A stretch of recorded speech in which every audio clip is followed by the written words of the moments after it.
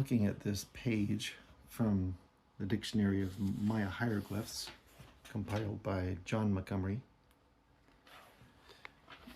I was drawn to this glyph right here. Looks to me like a lizard, perhaps,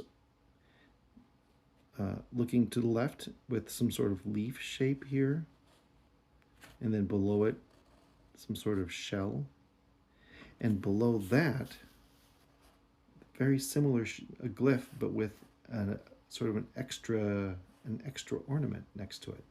And this one means to bury, and this one means was buried. So apparently this extra bit here changed that glyph to mean a sort of the passive form of the word.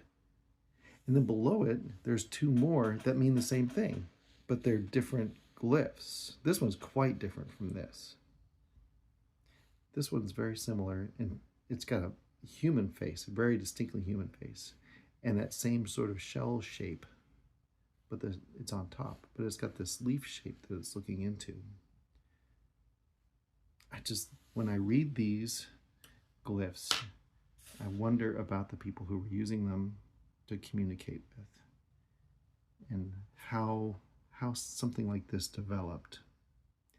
And fancifully wondering, I mean, obviously they didn't have a codex that they could refer to. Like, I want to write a little story about someone who was buried. Now, what was that? And they look up, I know it's Mukaja, but what is it supposed to look like?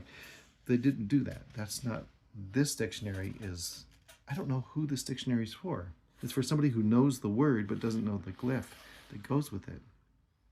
I don't know who that would be. I'd like to see a dictionary of glyphs that are all organized relationally, so that you know all the buried glyphs were together, and why it is that this one's used instead of this one. Maybe these were completely different, on different walls used by different priests in different cultures of the Maya civilization. Obviously it spanned over centuries, so there's no reason why they have to be the same. Glyphs can change because we change our words all the time, right? So